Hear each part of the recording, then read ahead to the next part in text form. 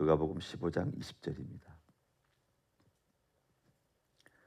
아직도 거리가 먼데 아버지가 그를 보고 지근히 여겨 달려가 목을 안고 입을 맞추니 아들이 이르되 아버지 내가 하늘과 아버지께 죄를 지었사오니 지금부터는 아버지의 아들이라 일컬음을 감당하지 못하겠나이다 하나 아버지는 종들에게 이르되 제일 좋은 옷을 내어다가 입히고 손에 가락지를 끼우고 발에 신을 신기라. 그리고 살진 송아지를 끌어다가 잡으라. 우리가 먹고 즐기자. 같이 읽습니다. 이 내 아들은 죽었다가 다시 살아났으며 내가 잃었다가 다시 얻었노라 하니 그들이 즐거워하더라. 아멘.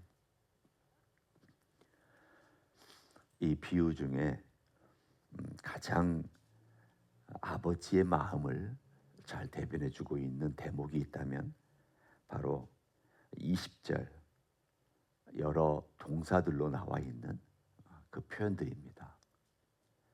우리는 어제 하나님께서 찾는 하나님이시지만 어떨 때는 그 찾는 것이 은밀해서 보이지 않고 들리지 않는다라는 말씀을 나눴습니다.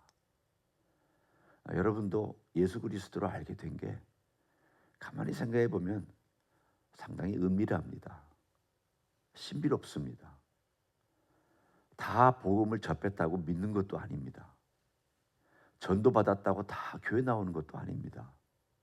근데 어떻게 해서 예수를 믿게 됐는지, 하나님의 사랑을 알게 됐는지 신비하죠.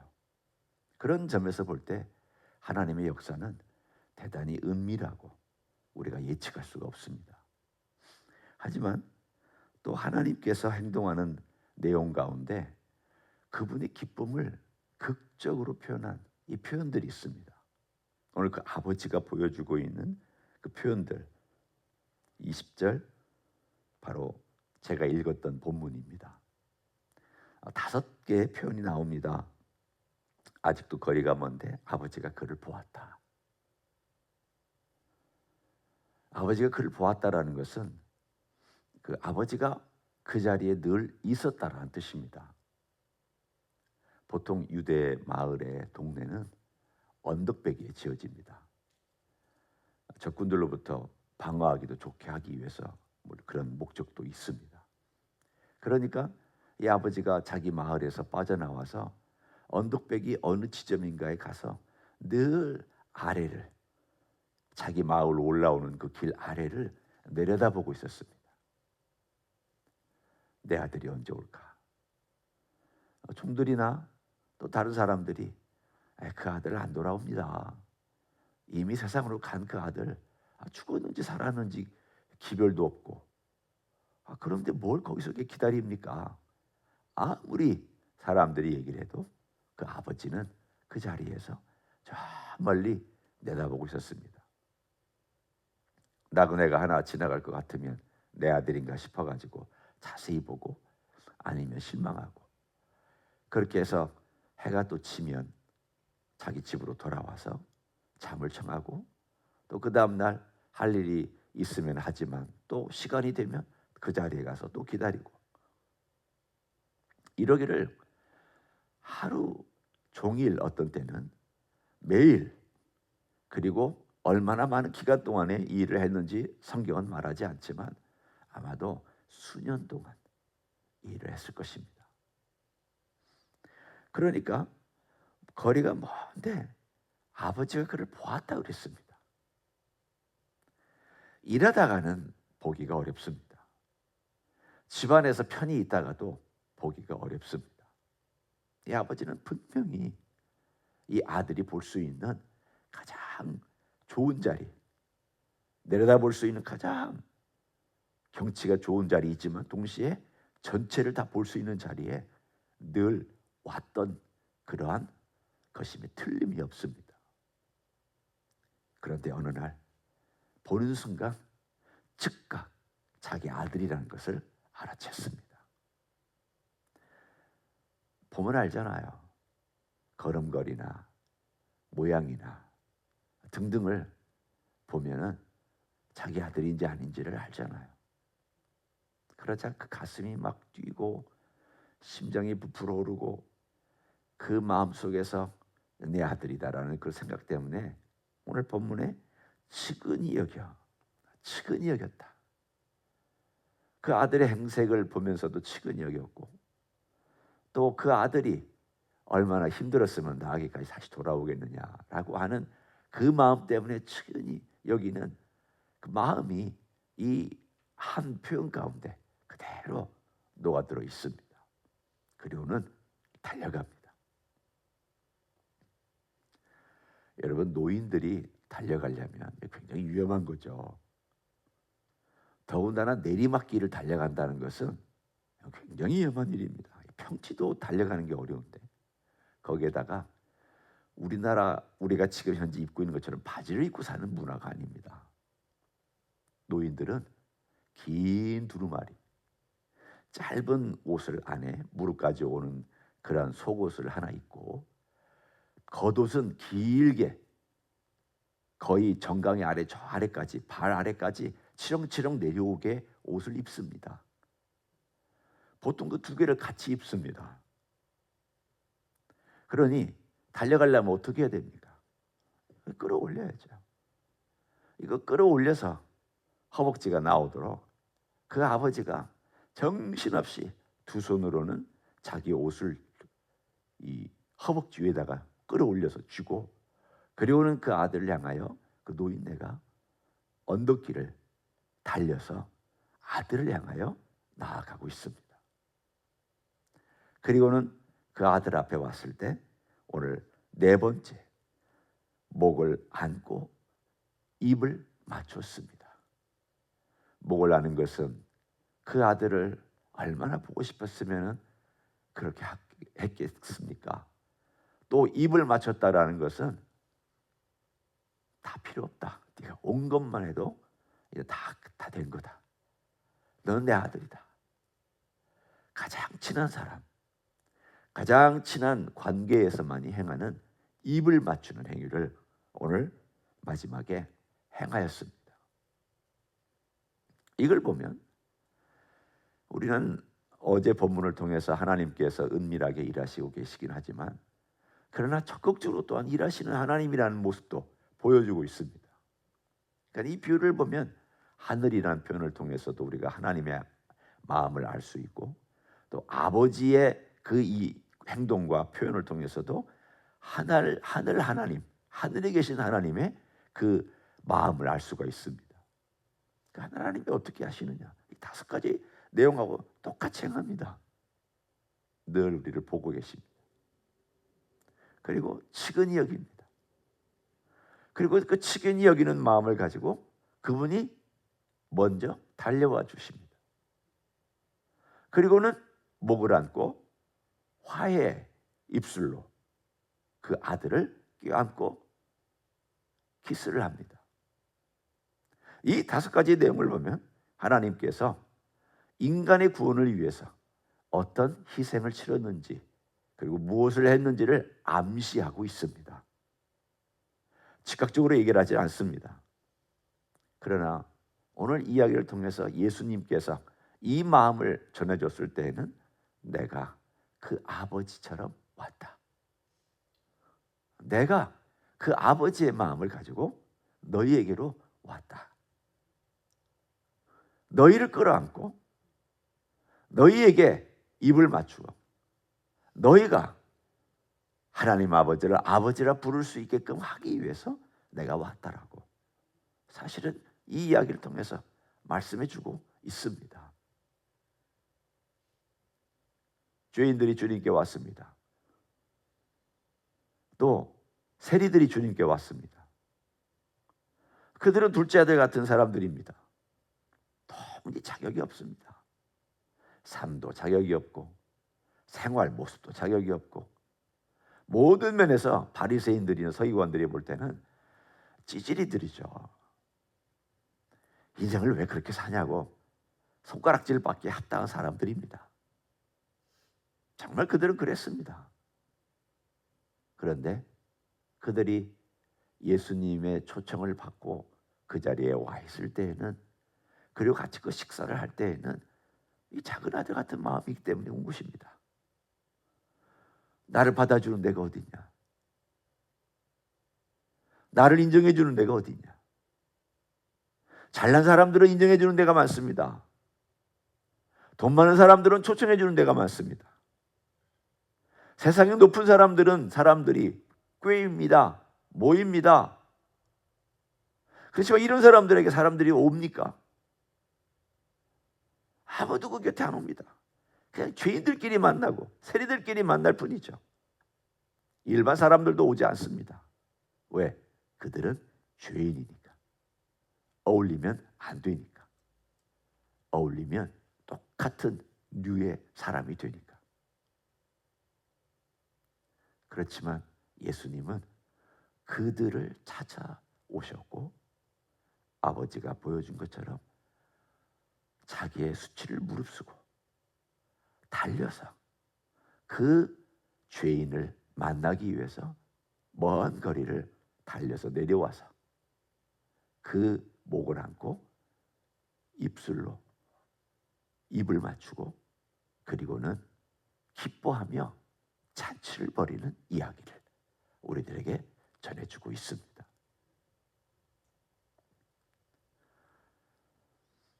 예수 그리스도를 믿는 것은 참 어떤 경우는 시간이 많이 걸립니다. 저 같은 경우는 믿는 가정에서 태어났지만 제가 언제 믿게 되었는지 좀 불확실합니다. 어떤 때는 고등학교 2학년 때인가, 또 어떤 때는 대학교 때인가. 왜냐하면 그때 어떤 경험들이 있으니까 제가 지금 그렇게 생각하는 거예요. 아니면 그 후에 한참 후인가, 그런 것도 있어요. 그래서 어떤 분들은 얘기하기를 회심이란 전 일생을 통해서 진행되는 것이다 라고 얘기까지 했어요. 사실은 그런 의미도 없지 않아 있습니다. 그런데 이 이야기를 통해서 우리가 볼 수 있는 것은 뭐냐면 하나님은 계속해서 기다리고 있다는 것을 알 수 있습니다. 뭘 기다리고 있느냐 하면 내가 죄인이라는 것을 알고 아버지가 정말 필요합니다.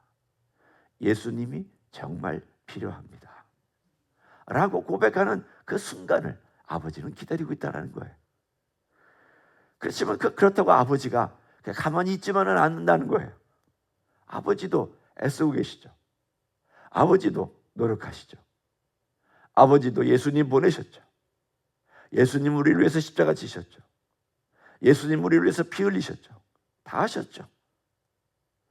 그리고는 오늘 여기에 있는 것처럼 이 아들이 아버지에게 하는 이 말을 아버지는 듣고 싶으셨던 겁니다. 뭐라고 그랬냐면 21절에 아들이 이르되 아버지라고 부르기는 하네요. 그렇죠? 여전히 부끄럽지만 내가 하늘과 아버지께 죄를 지었사오니 지금부터는 아버지의 아들이라 일컬음을 감당하지 못하겠나이다. 이게 하나님께서 듣고 싶은 메시지예요. 말씀이에요. 하나님, 제가요 11조 잘합니다. 봉사 잘합니다. 제가요 주일 성수 잘합니다. 제가요 여러 가지 일들 정말 주님을 위해서 제가 살았습니다. 주님이 듣고 싶은 것은 그런 얘기가 아닙니다. 주님이 듣고 싶으신 것은 내가 얼마나 주님 앞에서 잘났냐, 일 많이 했냐, 훌륭하냐, 의롭게 살았냐, 그거 듣고 싶은 거 아닙니다. 생각해 보십시오. 여러분이나 저나 하나님 앞에서 우리가 뭘 잘한 것이 있습니까? 따지고 보면 정말 부족한 건 투성이죠. 수많은 범죄와 수많은 어리석음과 수많은 결정이 아버지의 마음을 슬프게 한 것들이 얼마나 많습니까? 아버지 앞에 오면 이거밖에는 말하지 못해요. 아버지, 제가 아버지의 뜻대로 살지를 못했습니다. 저를 불쌍히 여겨주십시오. 모순이잖아요. 아버지라고 부르는데 아들이라 감당을 못하겠다고. 호칭은 아버지라고 부르면서 정작 고백은 저 아들 자격 없습니다. 그럼 아버지라고 부르지를 말아야지. 이게 묘한 신앙의 딜레마예요. 아버지라고 부르는데 또 아들 자격은 없는 것 같고, 아버지라고 부르고 싶은데 그래서 부르는데 정작 아버지 앞에 오면 부끄러운 모습밖에 없어서 이거 어떡하면 좋을까, 이런 마음. 하나님 아버지께서 듣고 싶은 마음과 말은 바로 이것입니다. 그러자 그 아버지가 그 듣고 싶은 그 아들의 말과 또 자기를 찾아와서 돌이켜 온 그 아들을 보고 22절과 23절에 보면 가장 좋은 잔치를 벌입니다. 제일 좋은 옷 입히죠. 손에 가락지 끼우죠. 발에 신발을 신기죠. 그리고 살찐 송아지를 잡아 잔치를 벌입니다. 아마 아버지의 생애 가운데 이것보다 기쁜 일이 어디 있을까요?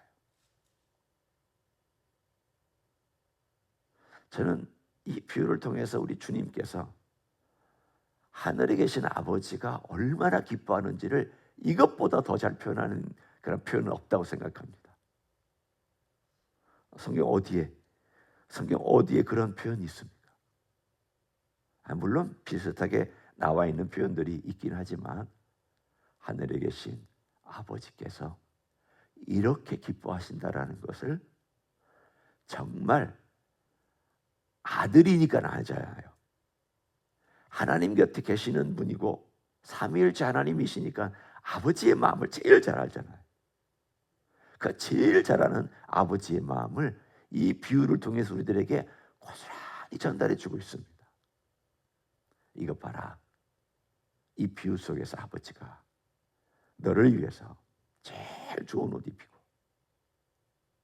가장 귀한 가락지 끼워주고 그리고 제일 좋은 신발 신겨서 너를 과거에 있었던 것보다 더 귀하게 여겨주고 그리고 살찐 송아지 잡아가지고 다 즐기고 그리고 뭐라고 그러냐면 24절에 이 내 아들은 죽었다가 다시 살아났으며 내가 잃었다가 다시 얻었노라 하니 그들이 즐거워하더라.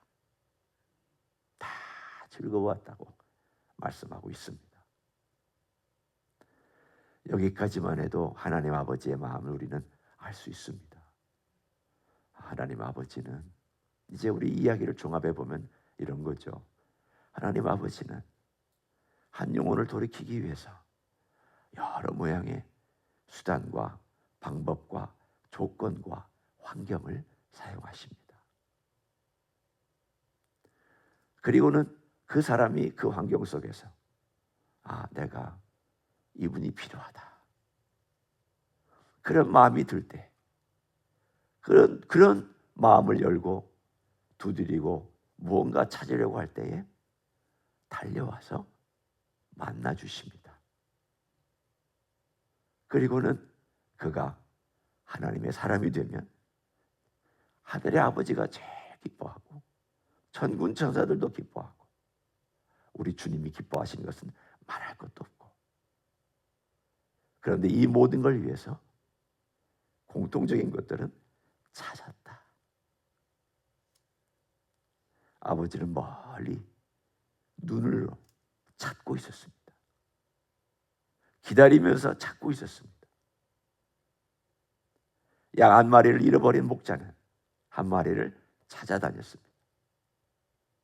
10드라크마를 잃어버린 한 여인은 한 드라크마를 잃어버린 여인은 나머지 9개 놔두고 하나를 찾았습니다. 찾아다녔습니다. 이 아버지도 멀리서 눈을 뜨고 찾고 기다렸습니다. 이게 하나님의 아버지의 마음입니다. 우리가 여기에 온 것은 이런 하나님의 역사가 있기 때문에 온 거죠. 내가 어떻게 해서 왔습니까? 저 사람은 안 왔는데 나는 어떻게 해서 여기 오게 되었습니까? 그건 제가 모릅니다. 하나님의 신비죠. 다만 감사한 것은 나를 오늘 이 누가복음 15장에서 말씀한 대로 찾아주셨다. 그리고 나를 찾으셔서 그것도 직접 예수님께서 이 땅에 오셔서 나를 찾아주셨다. 그것이 얼마나 감사한 일인지 오늘도 이 5가지 동사를 한번 곰곰이 묵상해 보시기를 바랍니다. 보셨다, 측은 여기셨다, 달려가셨다, 목을 안았다, 입을 맞췄다. 이런 하나님께서 여러분을 지금도 그렇게 귀하게 여기시고 존귀한 자리에서 아들로 딸로 여겨주시는 줄 믿습니다. 그런 기도로 나아가는 여러분 되시기를 예수님의 이름으로 간절히 축원합니다. 하나님 고맙습니다.